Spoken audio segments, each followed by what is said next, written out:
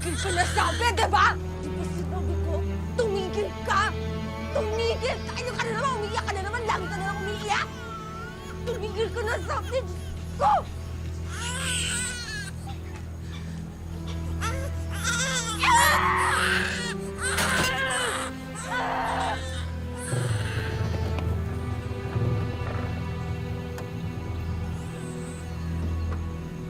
Mary? Mary! Mary! Tumigil ka na! Ano yung ginagawa mo? Diyos ko, Mary. Papatayin mo ba yung anak mo?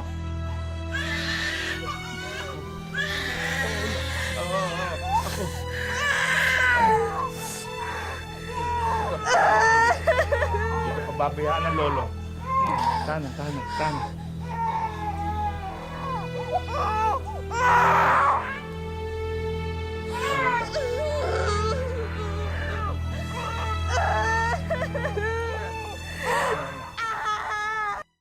Mahirap daw maging isang tunay na magulang. Kailangan ng katawang hindi napapagod, ng isipang laging umuunawa, at higit sa lahat, isang pusong handang masaktan. Ito ang natutunan ni Lolo Jesus, isang tricycle driver na mula sa Osamis City. Hindi lang daw siya nagdusa sa pagpapalaki sa kanyang mga anak, kundi pati na rin sa kanyang apo. Magandang araw po mga kapuso. Ako po si Vicky Morales at ito ang Wish Ko Lang. Malamang po, merong postpartum depression ang anak ninyo, Mang Jesus. Ano ba yun? Kung minsan po, nakakaranas ng depression ng isang bagong panganak. Nagiging mainitin ng ulo, iritable, nalulungkot ng sobra na wala namang dahilan. Sakit po pala yun. Sigurado ba kayo na hindi nasisiraan ng ulo yung anak ko? Kaya naman baka may sanib ng demonyo. Naku, hindi po. Marami pong nakakaranas niyan. Pero, kasi kahit na yung anak niya, handa niya saktan Opo, nangyayari po talaga yan sa isang babae na may postpartum depression. Minsan nga po hindi nila matignan ng anak nila. Ganun po ba? Ano kaya ang pwede kong gawin para mawala yung Postpartum depression po. Kailangan lang niya maglibang. Lilipas din yun, kaya lang hindi natin alam kung kailan. Ano nga po ba yung pinaglilibangan ni Mary dati?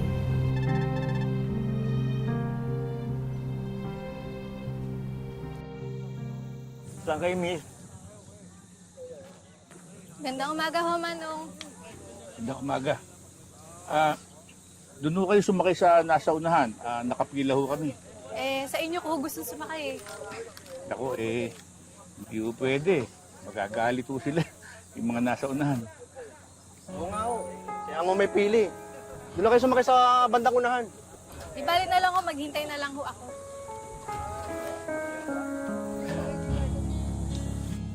At talaga gawin mo, Manong, ha?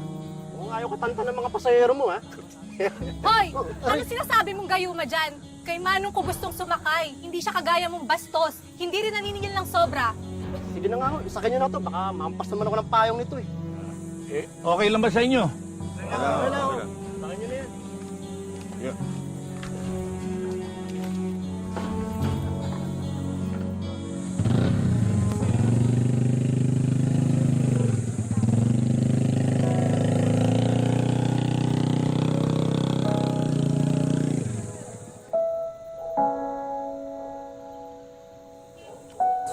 Magkano po to, ate? Mura lang po yan, sir. May kasama po bang charger to? Wala po, sir. Madali lang naman bumili ng charger, eh. Okay lang ba ito? Mura lang po yan, sir. 1.5. Ay, sir. Gusto niyo rin po? Patingin Mura lang po. Ito. Ito po.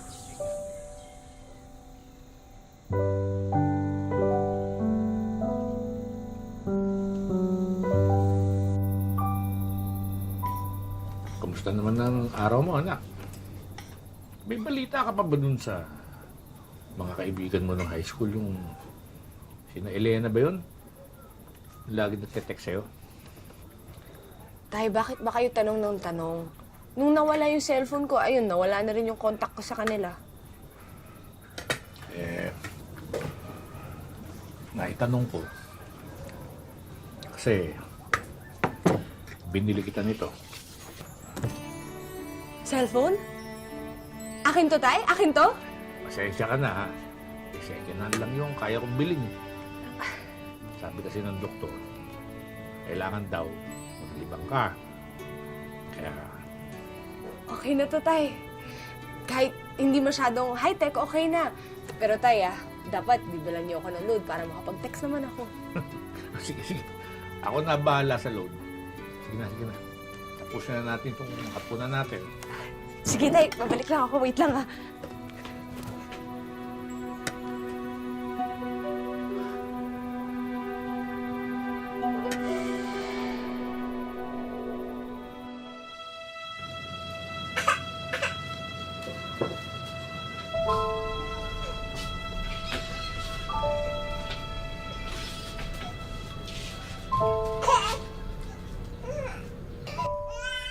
Ano ka ba naman, Mary?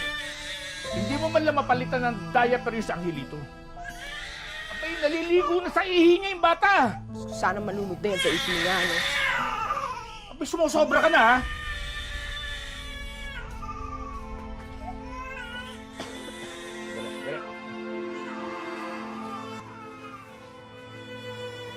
Yan. Ba't nandiyan yung bag mo? Aalis na ako, Tay. Iwan ko na kayo ng apo niyo. Aalis?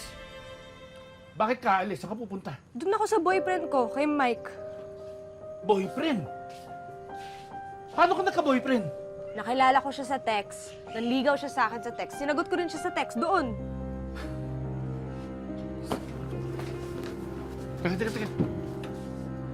Sasama ka sa lalaki na sa telepono mo lang nakilala? Mas okay na yun kaysa mabulok ako dito sa bahay niyo. Paano yung anak mo? Ay, hindi pa ba halata? Ayoko dyan sa batang yan. Hindi ko ginusto yan. Hindi rin naman niya ginustong isilang mo siya. Ikaw ang may gawa nun. Kaya hindi siya ang dapat magdusa dahil diyan sa maling desisyon mo. Tay, wala na akong oras para makipagtalo sa inyo. Magsama kayo ng apo niyo. Teka. Uy, bumalik ka nga rito! Mary! Mary! Mary, ano ba? Mary! Bahala na kayo dyan sa apo niyo.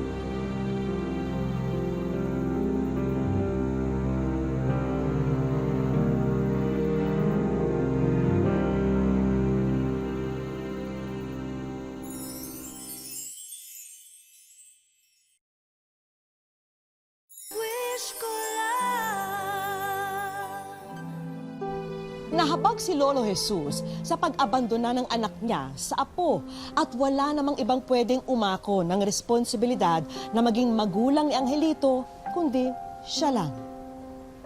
Dali lang.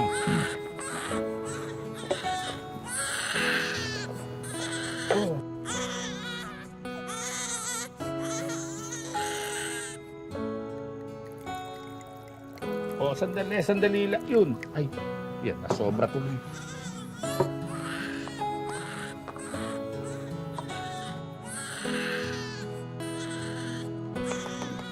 Okay na, okay. Okay. Okay na, okay. Yan. Okay. Yan. Ito na. Yun na. Oh. Yan. Dahil abala si Lolo Jesus sa pag-aalaga sa kanyang apo, hindi na siya makapasada. At kung walang kita, hindi niya mabibili ang mga pangangailangan ni Angelito.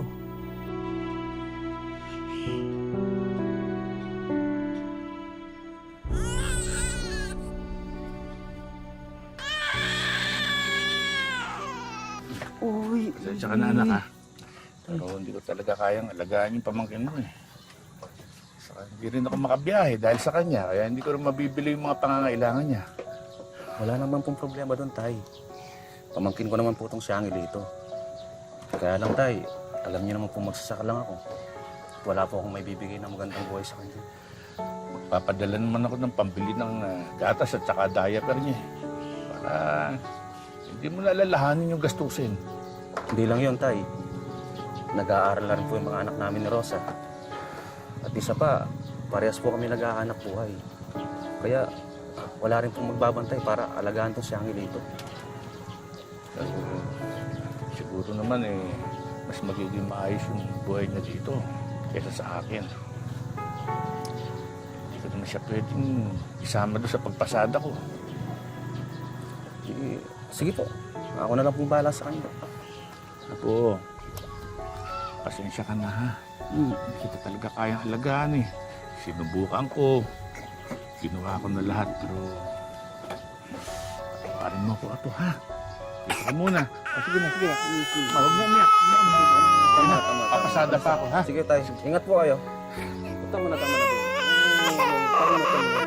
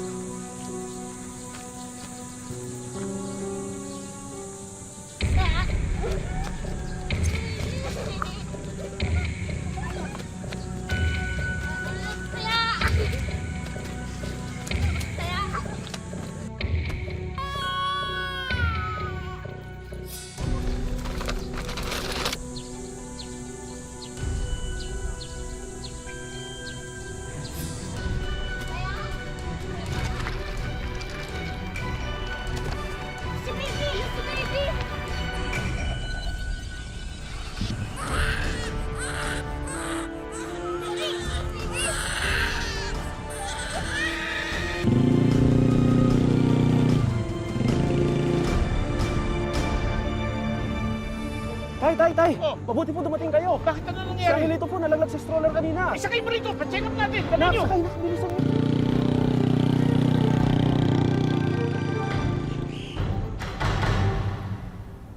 Mang Jesus, Opo, Dok.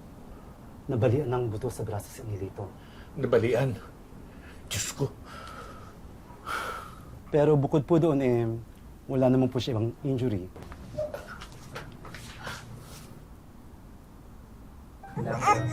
Mula ngayon, ako na magbabantay sa'yo, Angelito. Hindi kita pababayaan kahit anong mangyari.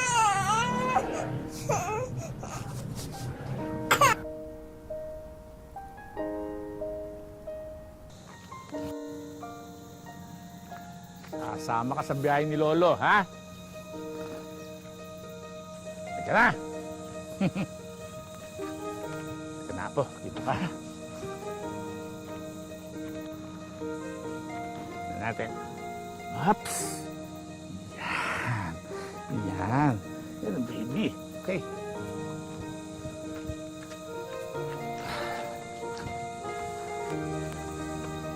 Malikot, ha?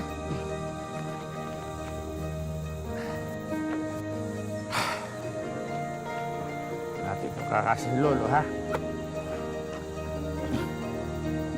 Yan.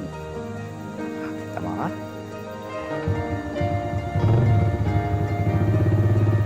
Okay, yan na.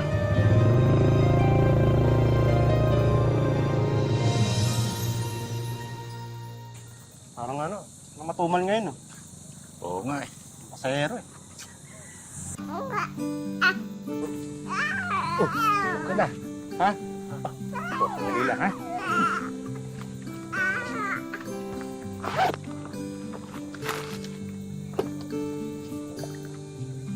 Tumahan na. Yeah. Ha? Dede?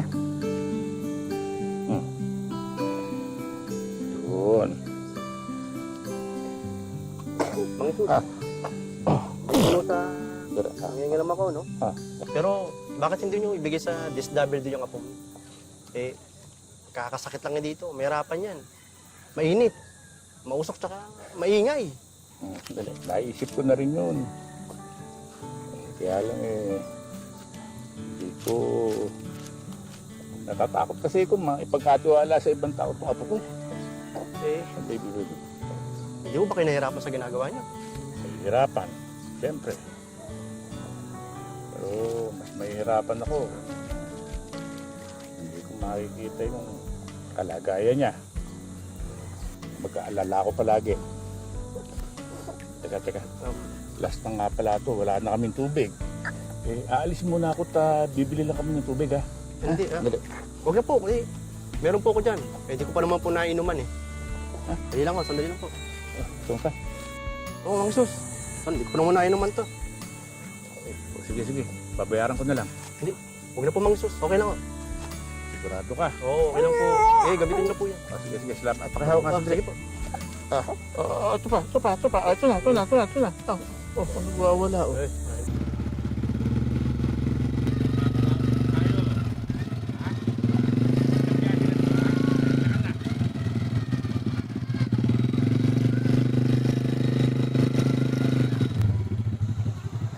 Wala po?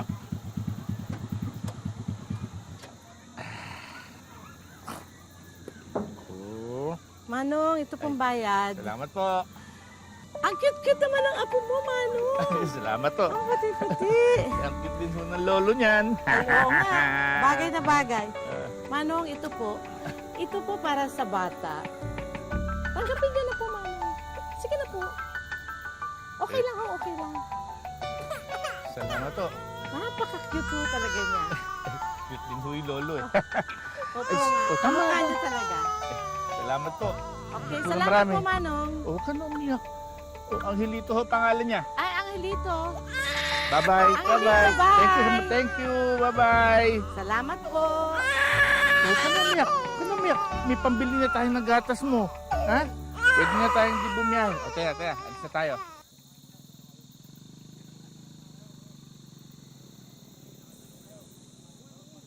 Tay,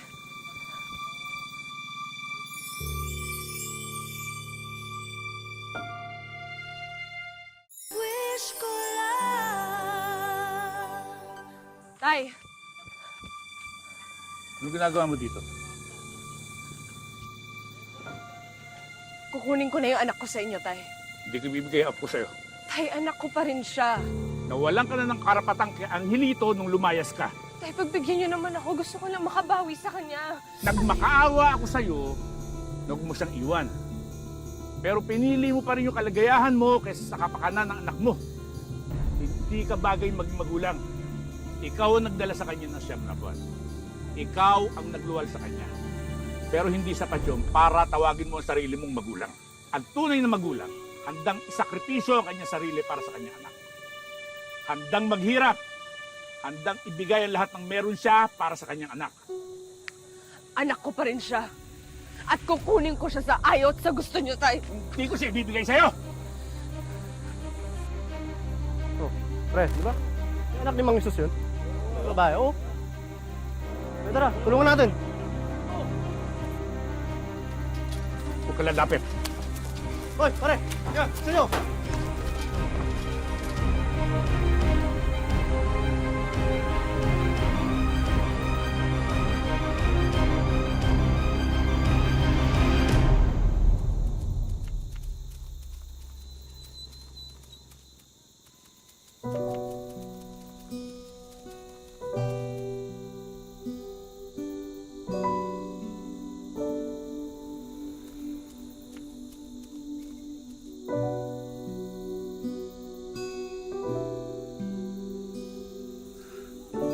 Salamat sa inyo.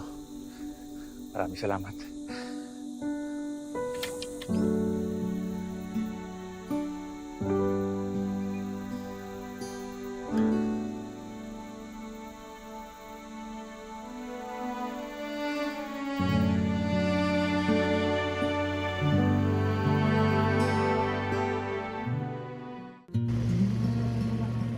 Sa bayan ng Osamis, patuloy ang pagharurot ni na Lolo Jesus at Angelito. Ang tricycle ng matanda, pangalawang tahanan na ng kanyang apo. Hindi na kasi mabilang ang mga pagkakataon na dito mismo sa tricycle ipinaghele at nahimbing sa pagtulog ang kanyang apo. Bagamat may pangamba ang bawat biyahe, walang ibang maisip na paraan si Lolo Jesus. Sa akin, parang mahirap pero maraming natutuwa kasi nakakita nila yung motor tumatakbo na may duyan. Tulad nito. Yan, may laman ng bata. Sabi ko sa kanila, ang Panginoon na lang po ang bahala sa amin. Mahalaga kasi ang bawat pasada ni Lolo Jesus. Dito kasi nakasalalay kung matutulog sila sa gabi na busog o kaya naman ay kumakalam ang sikmura. Ang hirap talaga kapag hindi itong wagwag, itong nasakyan ko. Wala akong pambiling gatas. Hindi ako nakapamasada. Hindi na rin maikubli ni Lolo Jesus na nakakaramdam na siya ng panghihina dahil sa kanyang edad. Kaya hindi malayong dumating ang araw na hindi na rin niya maaruga ang pinakamamahal na apo. Sa ngayon, tila sinusulit ni Lolo Jesus ang bawat sandali ng pagsasama nila ng kanyang apo. Isang paraan niya raw ito para pansamantalang makalimutan ang kanyang pagod at panghihina. Babang bato! Babang bato! Babang bato! Magtatatlong taon pa lamang si Angelito, samantalang si Lolo Jesus naman magsisitenta na ngayong taon. Kung ang interview na ito ang maging tanging paraan para makilala siya ng lubos ni Angelito balang araw, nais niya raw lubusin na sana ang pagkakataon. Huwag mong kalimutan.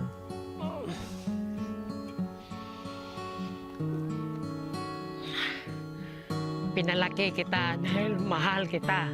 I love you, Angelito.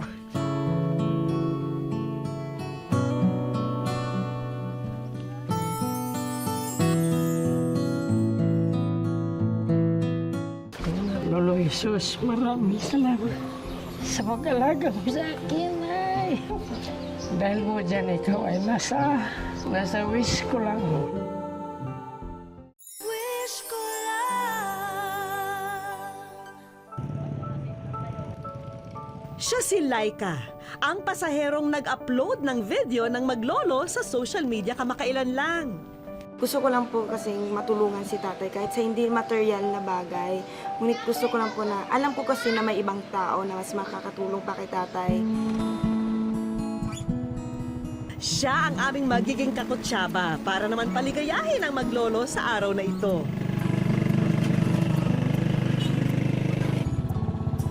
Pero kailangan, maihatid muna nila sa room 10 ang kahon ni Laika. Tay, samahan mo ko sa room 10. Room 10 po. Ah, sige. Sige po. Baba tayo. Doon lamang napansin ni Lolo Jesus na sa kanya nakapangalan ang kahon. Para sa iyo, Jesus. Ha? Para sa akin ho. Lolo Jesus, maraming salamat sa pag-alaga mo sa akin, ay. Meron pa na. Dahil mo dyan, ikaw ay nasa wish ko lang. Doon din nakita ni Lolo Jesus ang kauna-unahang larawan nilang maglolo na naka-frame. Ang ilito pala to. Para naman kay Laika, sapat na raw sa kanya ang mapansin ng ibang tao ang post niya sa social media. Iba yung sacrifice niya bilang lolo. Kasi hindi naman po lahat ng lolo ganito. Na-touch lang po ako kasi yung sacrifices niya ay para lahat yun sa kanyang apo. Maraming salamat sa iyo, Karen. Hindi ko na ramdaman kung saan kayo nakasakay sa akin at bumawa. Ayun lang po yung masasabi ko. Bait din.